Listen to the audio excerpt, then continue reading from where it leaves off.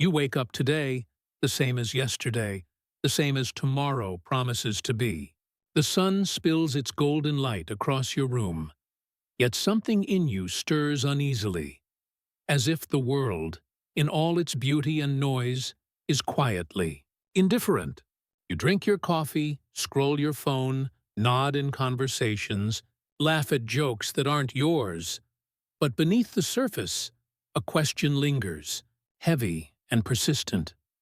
What if everything you believe about yourself is only a story you've been telling? You walk through the streets, the city alive with faces, gestures, the endless hum of life. And yet you notice how few people truly look at each other, how few truly see themselves. There's a quiet tragedy here.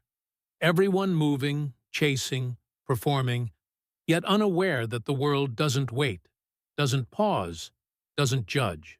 It simply is. And in that simplicity, a subtle freedom whispers, one you may not have heard before. You feel the tug of contradiction. On one hand, the comfort of familiarity, the routines, the roles, the expectations. On the other, a yearning for something more, something real, something untouched by comparison, by the hollow echo of approval. Can you imagine a moment when you are no longer the actor in the story you've been told? When the mask slips, not by force, but quietly, like dawn dissolving the night? What does it feel like to finally believe in yourself, not because the world confirms it, but because you recognize the truth of your own existence? Perhaps this is the question that has led you here. To pause, to listen, to wonder. Is there a way to see beyond the illusion? Beyond the endless chatter of shoulds and musts, beyond the gaze of others, beyond the shadow of your own fears? And in that stillness, a whisper arises. The journey is beginning, but only if you choose to step forward. You step into the world as it hums along, seemingly ordinary, predictable, safe. People gather at cafes, their voices rising and falling like familiar music. You notice their gestures, the hurried swipe of a phone, the practiced smile at a coworker, the nods at family dinners, the laughter that barely reaches their eyes. Life appears full, vibrant, meaningful. Yet beneath the surface, something quietly unsettles you. Most live like this, moving, doing, performing, unaware. They are actors in routines so ingrained that consciousness barely touches them. You see the illusion in the way your neighbor rushes through the streets, eyes fixed on a glowing rectangle, barely registering the sunlight on her face. You see it at the office, where colleagues trade phrases that sound like connection but float over their heads like clouds that never rain. And at home, the illusions persist. Smiles for appearances, habits for comfort, words for meaning. It's not that life is empty. It is that life is often unnoticed. People mistake busyness for purpose, approval for identity, distraction for fulfillment. And you, if you pause long enough, begin to notice the cracks, the sighs masked as laughter, the eyes that betray a quiet longing, the routine gestures that feel like rehearsed obedience to an unseen script. You watch a friend scroll through social media, caught in the illusion of everyone else's happiness. You witness a sibling chase success, believing that titles and wealth can fill the quiet that gnaws beneath their accomplishments. You hear the echo of advice, the echo of expectation, the echo of history repeating itself in unexamined lives, and the pattern emerges. We live in illusions not because the world is false, but because we rarely ask ourselves what is true.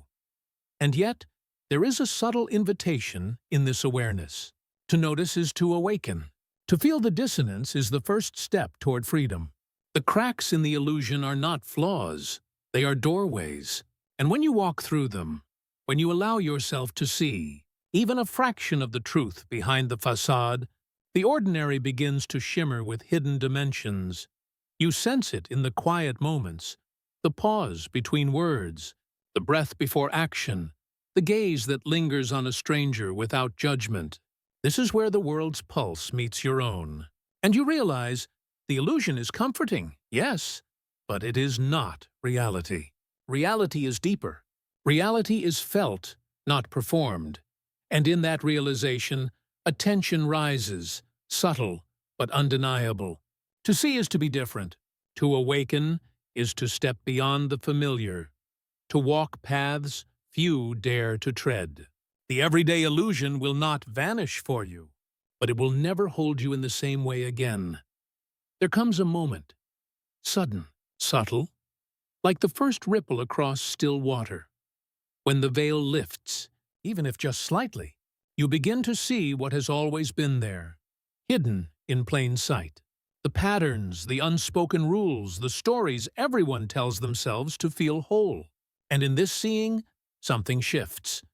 You notice how carefully people hide their fear, how quietly they obey expectations that suffocate them, how often you've done the same without even realizing it. And suddenly, the world you thought was solid and familiar feels strange, almost alien.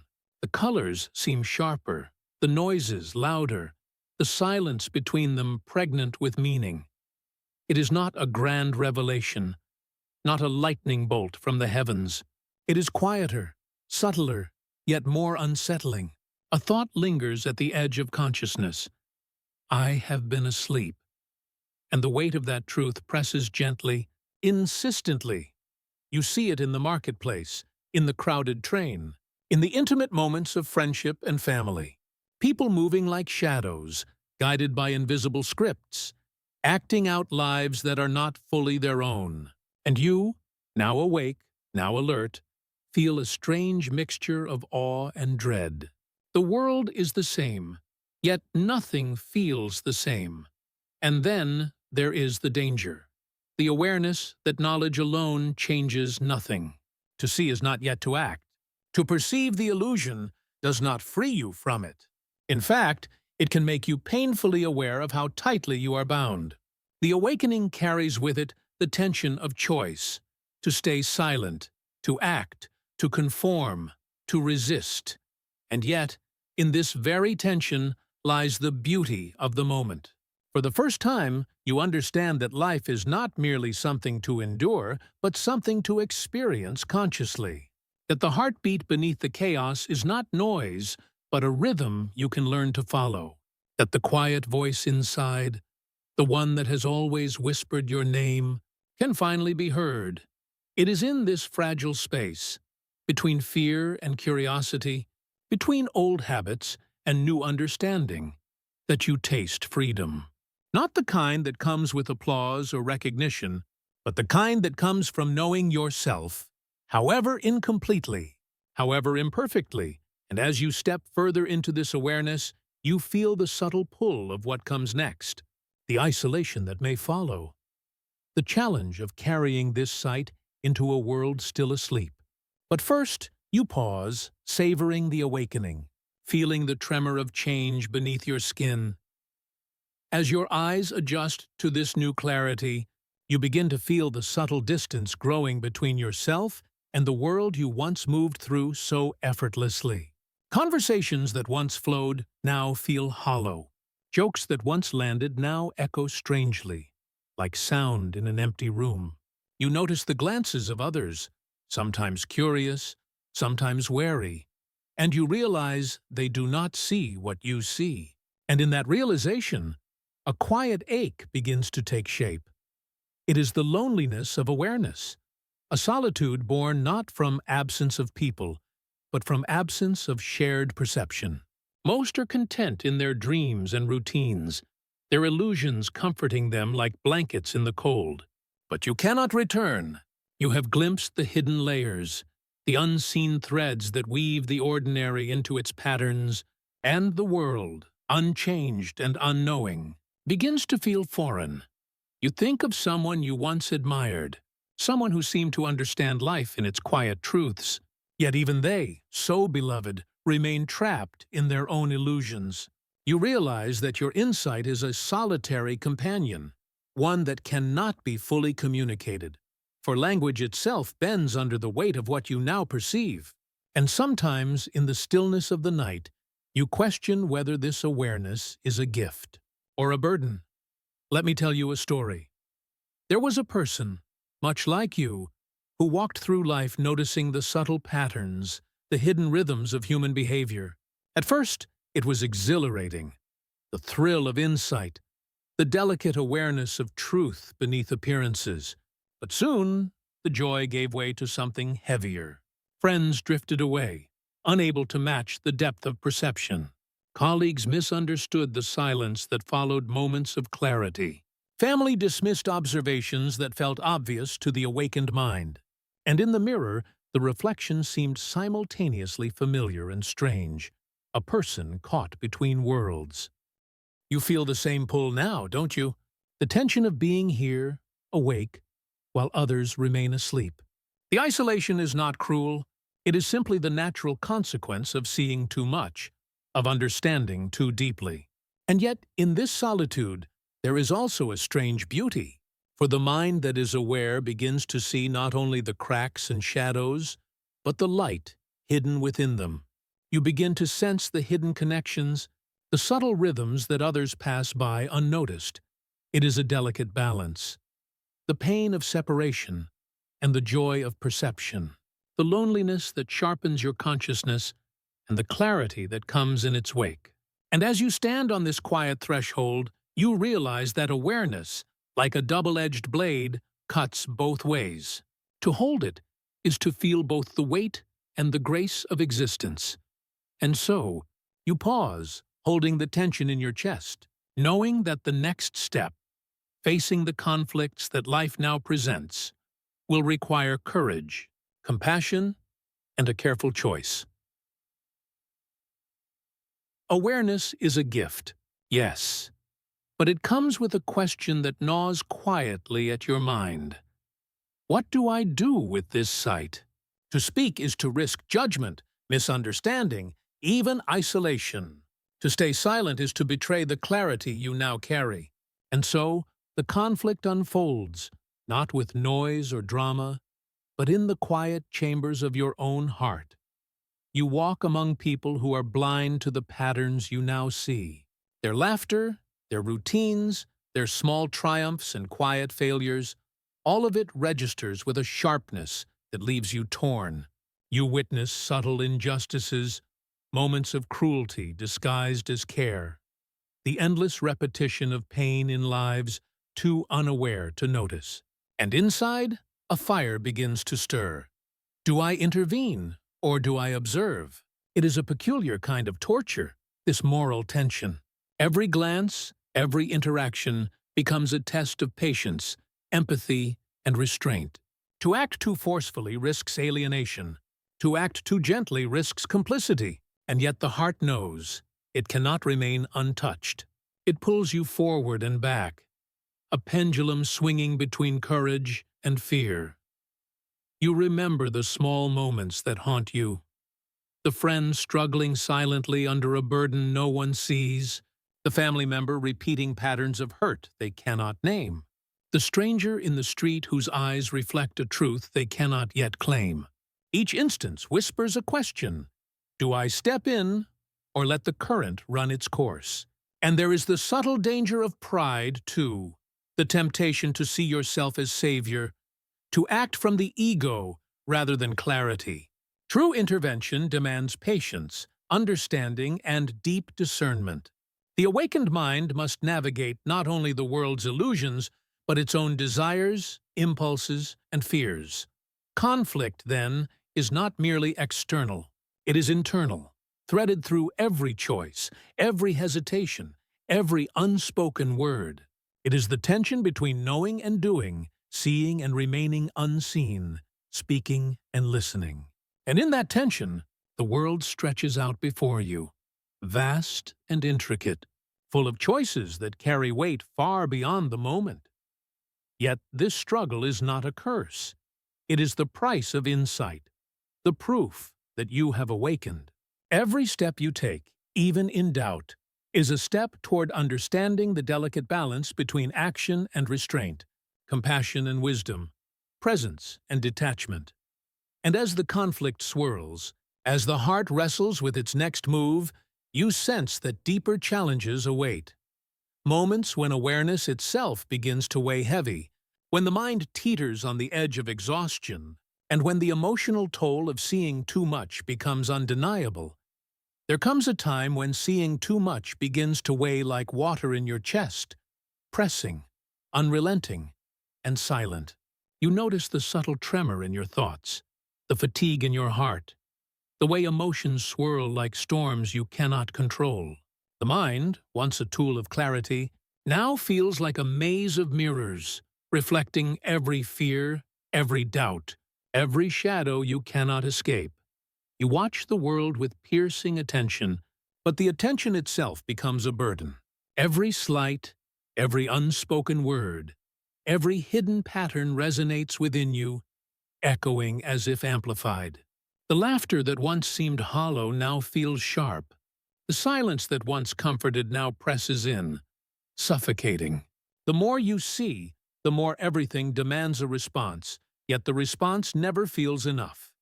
It is a subtle collapse, quiet at first. Your energy wanes, your patience thins, your sense of self frays. The illusions you once observed now crash upon you in waves. The futility of control, the fragility of connection, the endless repetition of pain and ignorance. And in that tide, you are swept into a strange turbulence, caught between empathy and despair, clarity and chaos. Imagine a forest, dense and ancient, where every branch, every leaf, every shadow whispers a secret. You wander its paths, attuned to every sound, every rustle. At first it is wondrous, the richness of perception, the intricate beauty. But soon the details overwhelm. The forest no longer feels alive. It feels alive at you, pressing in from every direction, and you stumble under the weight of knowing too much. Your heart aches with a quiet intensity. You feel the strain of carrying not only your own awareness, but the awareness of others' hidden struggles, their pain, their unspoken fears. Each connection, each observation drains you, leaving you hollow and questioning. How much can one soul bear before it fractures under the weight of consciousness? And yet, in this collapse, there is a subtle lesson. The mind, the heart, the spirit, all have limits. Awareness without care for self becomes a form of suffering.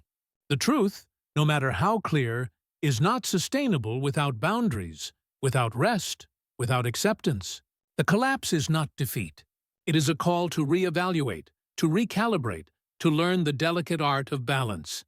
And as you stand amid this quiet storm, feeling the pull of exhaustion and the sting of insight, you sense that the next step, if you survive it, will bring revelation, wisdom, and a chance to rise with understanding rather than being crushed beneath it. After the storm of over-awareness, after the weight of too much seeing, there is a quiet moment of stillness. The mind begins to unclench. The heart, though tender, begins to open. You feel the subtle shift, like dawn breaking after a night of unending shadow, where understanding softens into wisdom, and exhaustion gives way to insight. You realize now that clarity is not a sword to cut through the world. It is a lantern, illuminating the paths you choose to walk. You do not have to carry the burdens of all that you see. You do not have to fix, save, or correct everything. The awakening, the isolation, the collapse, they were teachers, guiding you toward a profound truth. You are enough as you are, and the world is enough as it is. Boundaries emerge, not as walls, but as gentle recognition of limits. You begin to see that compassion is not only for others, but for yourself. That wisdom does not demand action in every moment, nor does it crave recognition. The revelation whispers a simple, yet radical truth. To live fully awake, you must balance engagement with detachment, insight with patience, seeing with letting go. You remember the moments of conflict, the moral dilemmas, the tension of choice. You see now that every hesitation, every internal struggle was a part of the journey, guiding you toward discernment. You learn that intervention is most powerful when it comes from clarity, not urgency. That silence, when chosen consciously, carries as much weight as speech. You notice the beauty in small things, the way sunlight glints off a puddle, the subtle rhythm of a stranger's steps, the gentle rise and fall of your own breath. Life no longer feels like a performance or a puzzle to solve. It feels like a river, flowing with currents you can observe, sometimes enter, sometimes let pass. And in this revelation, hope blossoms. Hope is not a promise that the world will change, but a promise that you can navigate it with grace, that your awareness, tempered by compassion and care, becomes a source of quiet strength, not despair. You feel the pulse of life, not as chaos to endure, but as a rhythm to join, to dance with in mindful presence. You carry the lessons of isolation, conflict and collapse as badges, not of suffering, but of growth. You see that life's challenges are not obstacles to escape, but invitations to engage with clarity and love. And as you step forward, you sense a profound alignment between your inner truth and the unfolding world, a harmony that was always there, waiting for your recognition. The revelation is simple. The awakening was never about seeing everything. It was about seeing yourself. And in seeing yourself, truly and deeply, the world shifts. Not because it has changed, but because you have. And now, having walked through awareness, isolation, conflict, and revelation, you arrive at a quiet place within yourself, a place that is not defined by others, not burdened by expectation, not shaken by the illusions you once observed. Here, you feel a gentle alignment between who you are and the world around you. You understand that life is a tapestry woven from moments of perception, choice, and presence. The threads of awakening, struggle, and revelation are no longer separate. They are part of the whole. Each experience, each tension, each shadow you have faced contributes to the fullness of your being. You realize that integration is not about perfection, or constant clarity, or controlling the currents of life. It is about embracing the flow, consciously and compassionately. You notice the paradox that began this journey. Believing in yourself changes everything, not because the world suddenly bends to your will, but because your perspective, your interaction, your very presence is transformed. When you see yourself as capable, worthy, and awake, you participate in life differently. You listen more deeply, act more intentionally, and release what is not yours to carry. The world remains the same in its routines, its illusions, its chaos, but you are no longer the same. You have learned to walk among the ordinary with extraordinary awareness, to find depth in moments others overlook, to hold your clarity without being consumed by it. You carry both the shadow and the light, the weight and the liberation, knowing that each serves a purpose in your journey. And perhaps this is the ultimate freedom: to see fully, to feel deeply, to engage consciously, and yet to move with ease, allowing life to unfold as it will. You recognize that the awakening, the conflict, the collapse, and the revelation were never separate events. They were a single, continuous unfolding, guiding you toward trust in yourself, so you step forward with quiet confidence, no longer seeking validation outside yourself, no longer trapped in illusions, no longer afraid of solitude or overwhelm. You are whole. You are present. And in this presence, everything shifts. The paradox resolves, not by changing the world, but by changing the way you inhabit it. And as the sun rises once again, spilling light across your life, you feel a profound truth settle into your bones. When you finally believe in yourself, everything changes, not because life conforms, but because you do.